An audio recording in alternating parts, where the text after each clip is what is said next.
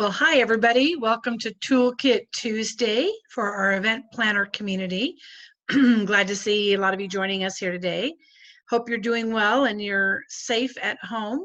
It's certainly a challenging time, but really appreciate the opportunity to gather here on a weekly basis and share information and continue our Toolkit's mission to provide event planners with, the latest, the greatest, tips, ideas, best practices.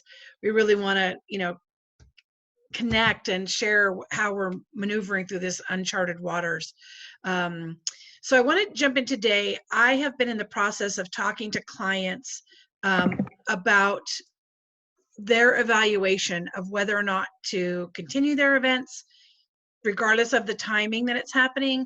And if they are, what do they need to be considering? So I was speaking with a client yesterday, and we were talking through how to evaluate how a virtual event would work for them. And so I want to share, I got off the phone and I jumped on a Excel sheet and I kept telling the client, think through your event from start to finish and think how that will apply in a virtual setting if you need to go that way.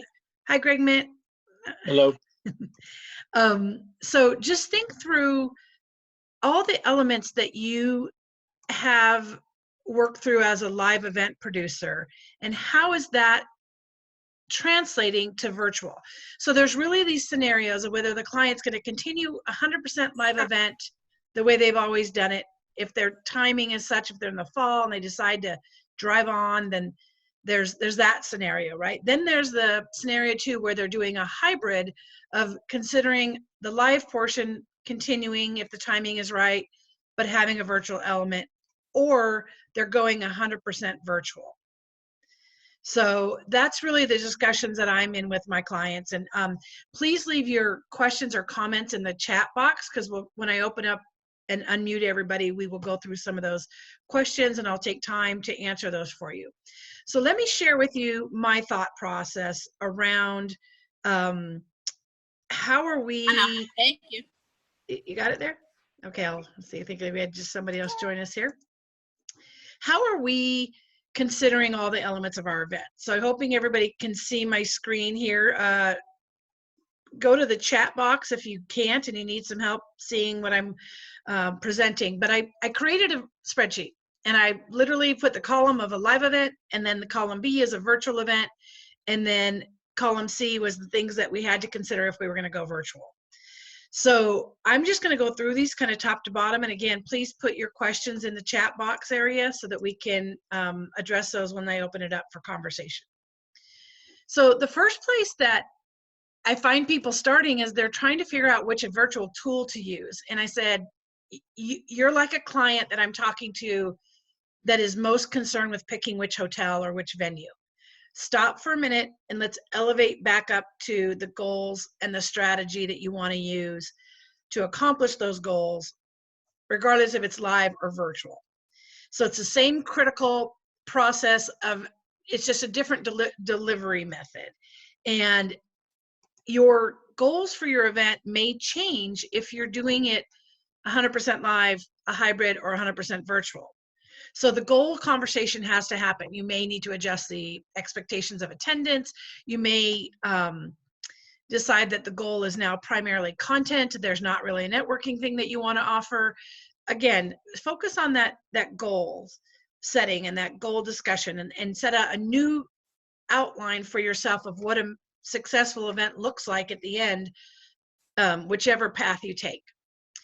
The budget conversation, that's row 3 here, and I'm kind of moving my cursor. Hopefully that will help you see it a little bit better. But the budget conversation has to take place in any of the 3 scenarios. You have to evaluate the different scenarios, the impact that a virtual could have on your ticket sales, your ticket price, your overall ticket revenue, your sponsor potential revenue, your expenses will all be impacted by this. So what I would recommend you do is you create a budget that has several scenarios in it. And I talked about this before at previous toolkits, but really build that out and look at every line item, every revenue line item, and every expense, and do a forecast of what the 3 scenarios would be: 100% live, hybrid, and 100% virtual. The venue, when you're in a live event, obviously you need to find a place to have your event. And the process, if you go virtual, is that you have to find the right platform. And what I'm finding to be very useful is to go through the same RFP or request for proposal process as you would for a live event. So for a live event, you're going to put a request for proposal together that says, I need a hotel that can be available April 20th. I need to accommodate 200 people theater style. I need to be able to have audio visual. I need food. These are all the things we need. We need space for our trade show for 200 6-foot tables. You outline that in a request for your proposal of which venue you want to select. I'm suggesting you use that same process, update it, and talk about what your virtual functionality needs to be. I had a gal the other day, for example, that picked her platform, and I popped on to help her with it, and she had not asked how many users there could be in that platform, and the total was 50, and she had 65 people registered. And this is like T-minus, we're going live in 2 minutes, and she doesn't have the right platform because she doesn't have the right capacity. Just like on a live event with a specific venue, you would ask the hotel how much bandwidth they have for Wi-Fi, for example, right? How big is the pipe coming in here? Can it accommodate 500 of my tech people getting online? You need, again, to outline the capacity that you need from a virtual platform, because the decision about which platform you make has to be driven by your needs. And again, what I'm finding is these technical tool companies are just inundating planners with use our tool, use our tool. Just like imagine getting your inbox full of 50 hotels saying, come to our hotel for your event. There's an evaluation process, and it's based on your needs, which are outlined in your standard request for proposal. The registration process. Again, here I took it kind of itemizing all the things that are associated with the live event, and you also need a registration process for your virtual event. So you go through the same process as you would for a live event. You outline the overall cost of your meeting. You figure out how to set your pricing, and taking into consideration, I've said this before, that virtual tickets are typically about 40% of what you would charge for a live event. And that is mostly pertaining to the fact that you aren't going to be eating or having coffee or any of those other, the AV will be a little bit less. So just take into consideration the price per ticket. Happy to help that with anybody who's juggling with trying to figure that out. Think about the data collection that you need. The data that you would collect from someone registering for your live event should be similar to what you need for your virtual event. Think about the registration communication capability and links to the event. How am I, when I got a confirmation email from you for your live event that said, see you tomorrow at the downtown Marriott, you need a similar function around see you tomorrow online at our virtual event, and here's how you click in and get here. Hopefully that's helpful to understand that. And then let's be clear, your registration platform can be the same one that you use for live event, for live events.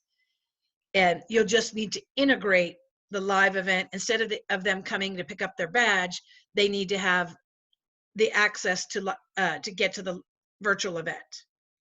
So again, you got to register, collect the data, figure out what you want, which platform for registration.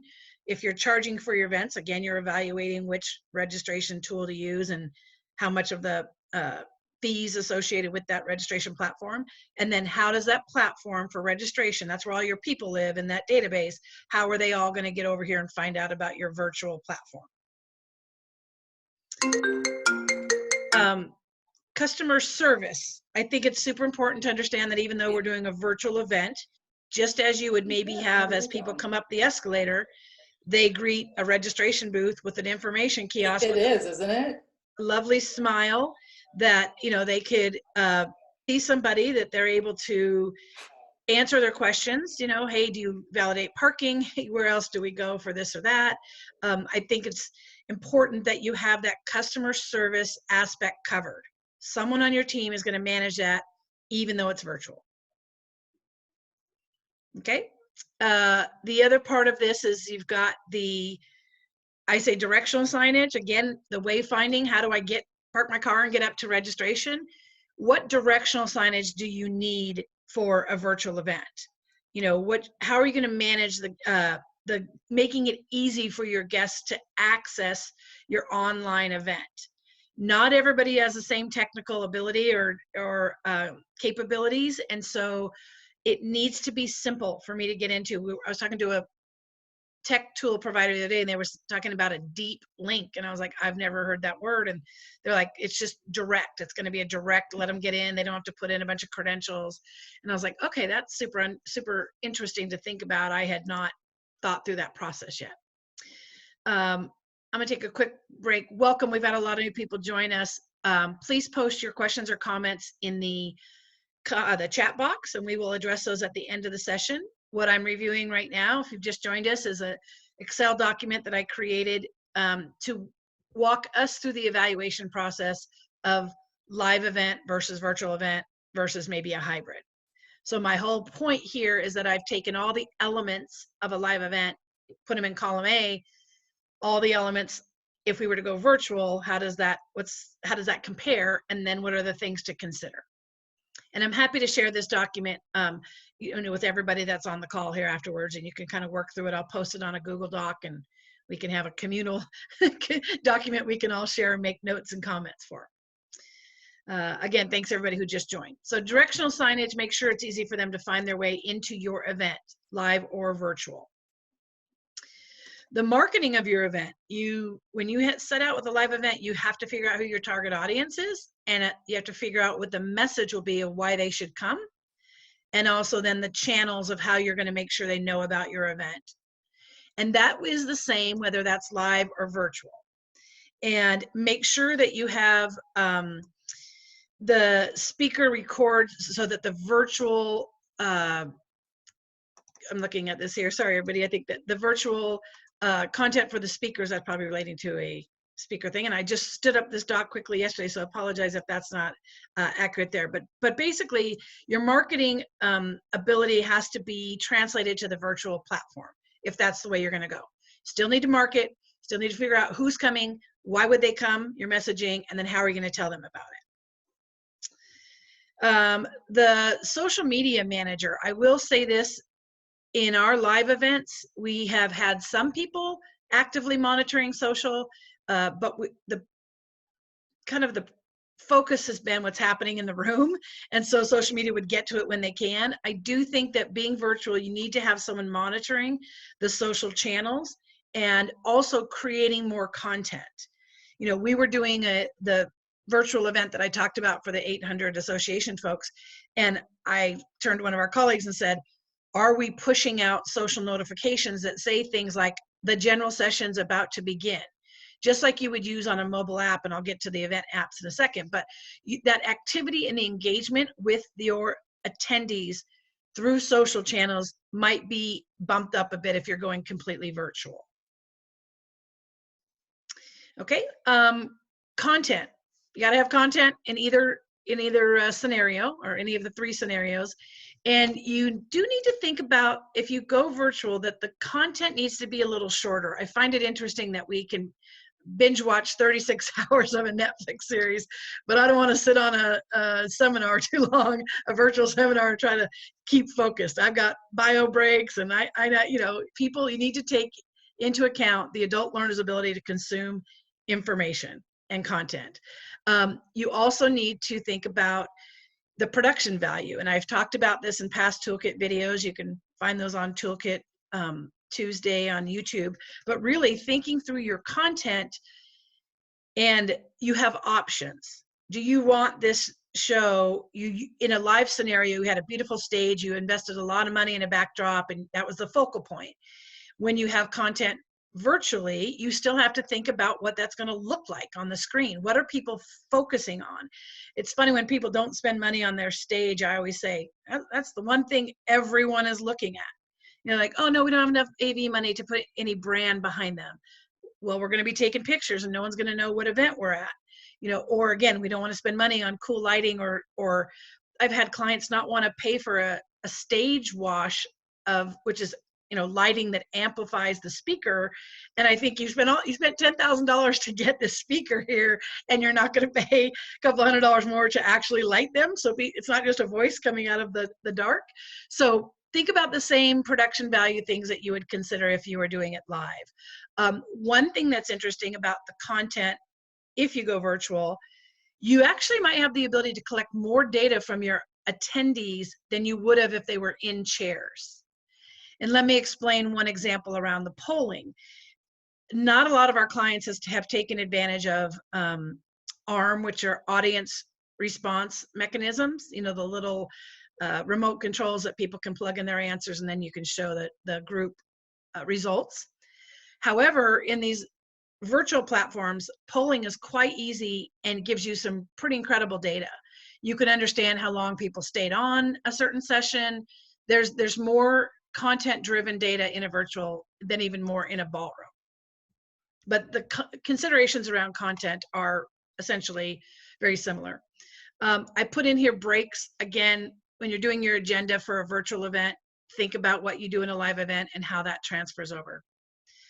Sponsors, a huge one, right? Huge.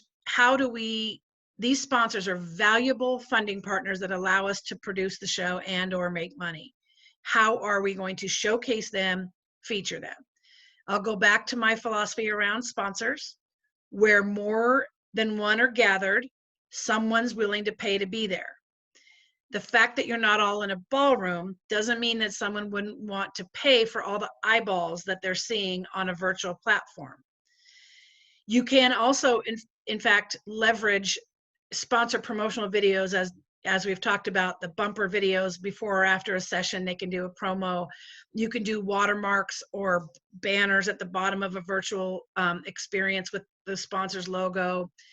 The lead generation and the interactive one-on-one, there are virtual platforms that allow sponsors to showcase their wares and services and engage in one-to-one meetings and get sales appointments. And so there are tools out there for you. And that's another conversation of which tools do what. But you do need to think about who those funding partners would be and how you can showcase them. So coming up with, like, I had a lady the other day that said, I'm so glad you're not doing your live event. Can I just send you a 30-second promotion video we already made and just play it, and we'll call it good? And I was like, wow, this is actually easier for her than sending a staffer to sit there for 2 days and schlep all of her materials. And so it's not all bad. I mean, there really are ways to give value and still give access to your audience. Speakers, when you talk about speakers, I've said this, as we move into a virtual space, you now are relying on the speakers somewhat to be your tech table. And we had a Toolkit Tuesday this morning, and we tested everything, and I was the speaker, and sure enough, I played video and there was no sound.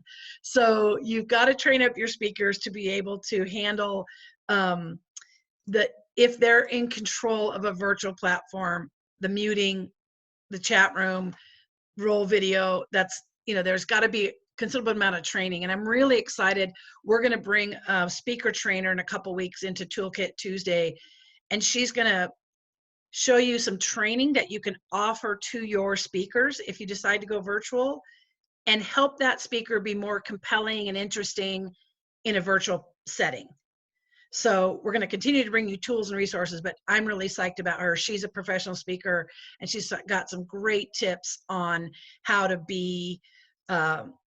prepare your speakers for a virtual delivery. I've got entertainment on here. You might want to consider, when and where to add these elements into your virtual show.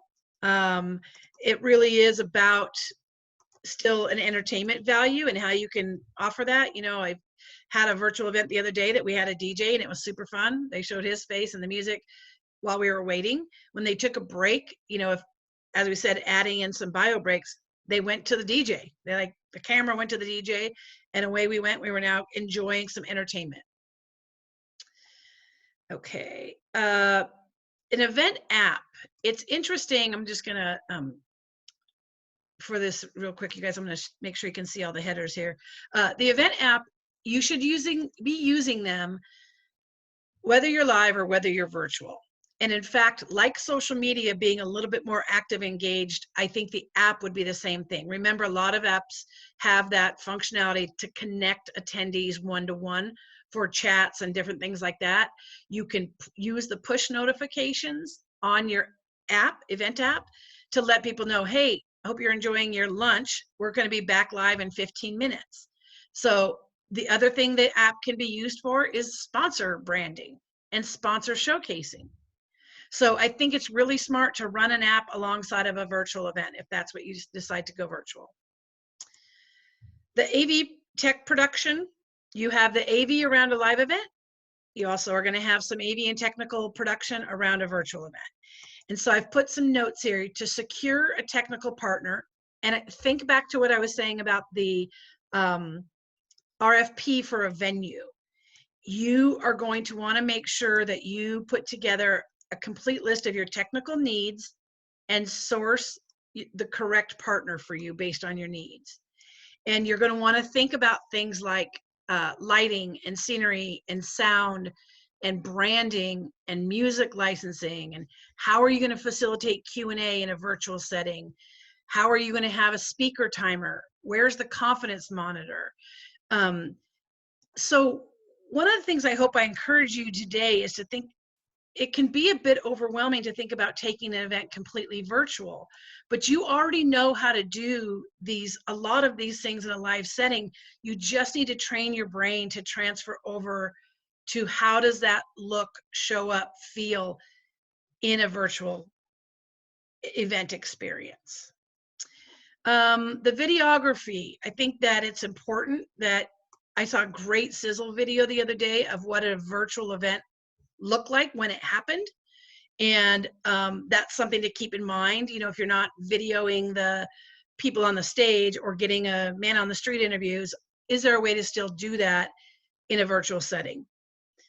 All the tools that we use, the production schedule, the run of show, the script, highly recommend that you just continue to produce all of these tools, even though you're going virtual.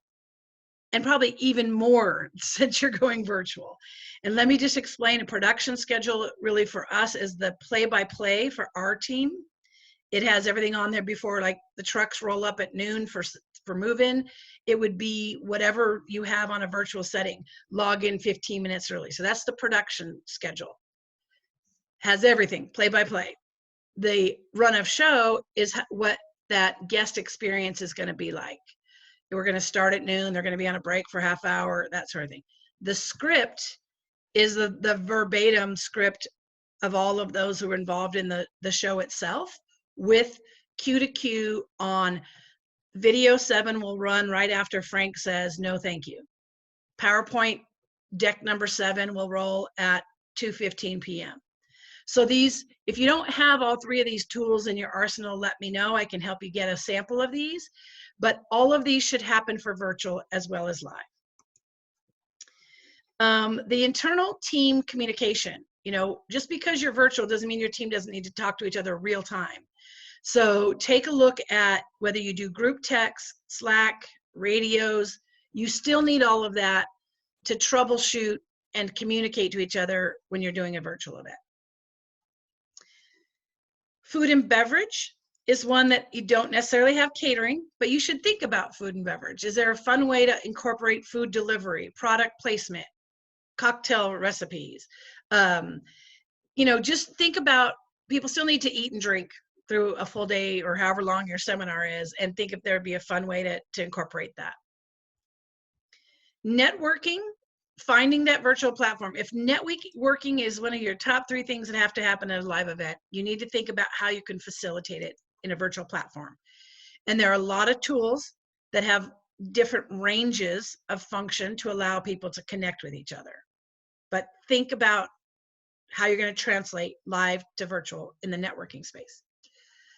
Swag, stuff we all get, or giveaways.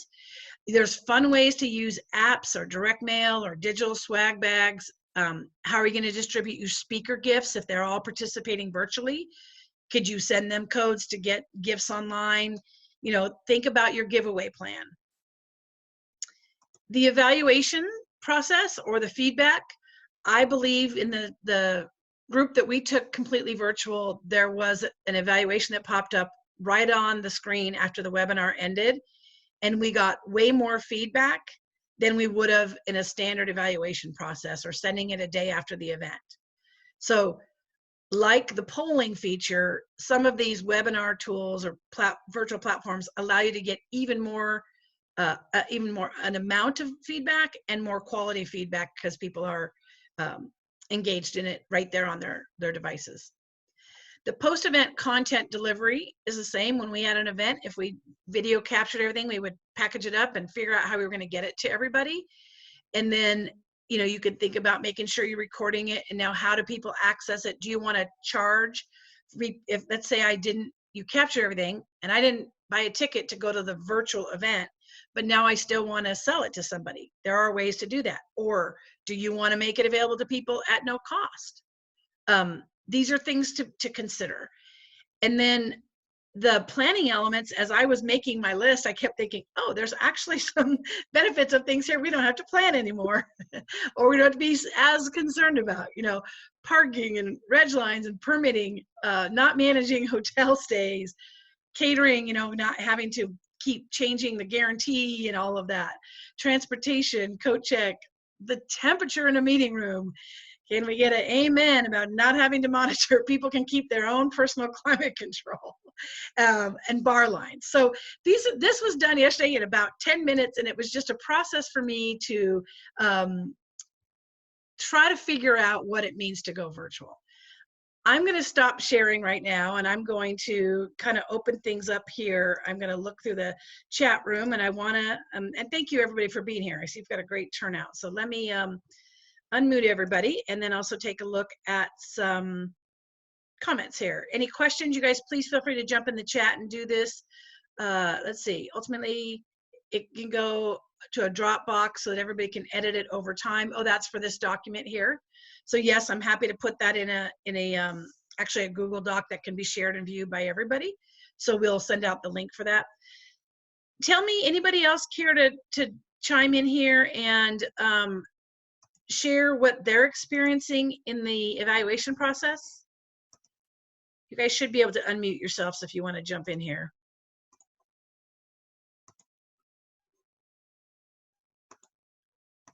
Hey, Chris, I see you there. Let's see. Anybody else? Questions? I know you must be going through this evaluation process here, so I'm anxious to hear how you guys are trying to guide your clients in which direction or relative to virtual events. Let me look in here. I'm just trying to make sure I have everybody unmuted. Turn on your video, raise your hand if you want to engage here. Hi, Amy's associate. Oh, pricing for virtual tickets. Someone's asking about that. The guidance I found across several sources says that a virtual ticket should cost approximately 40% of what a live event ticket would cost. It's not empirical science, but that's what I'm hearing. And the other thing I would do is maybe make a list of all the value that the attendee gets and make another column next to it and see what value are they going to get in a virtual platform. And if it's pretty much across the board, other than a lunch, you know, take out your $50, $60 for a lunch and don't dip your price down 40%. Okay. Christina's neighbor is mowing, and so it's hard for her to talk.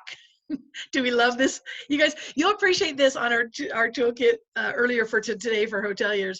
So being the planner, I'm so used to having a tech desk, and I was trying to roll this video and there was no sound, and I literally was looking with my stink eye over to my non-existent tech table to help me figure out what was going on with my sound not working. So these tools, you know, they take a little getting used to for sure, but okay, anybody, I'm looking through here, I'm gonna unmute everybody. Mowing lawns, anyways. Any other questions or thoughts around this? I hope this tool is helpful, because for me, I'm a visual person and I had to put these columns side by side to really understand the impact of going virtual. And then I got to tell you, the budget scenarios has been quite eye-opening around how much money can be saved going virtual. I just got to say it, but it's true. You know, to not pay $150,000 in AV and not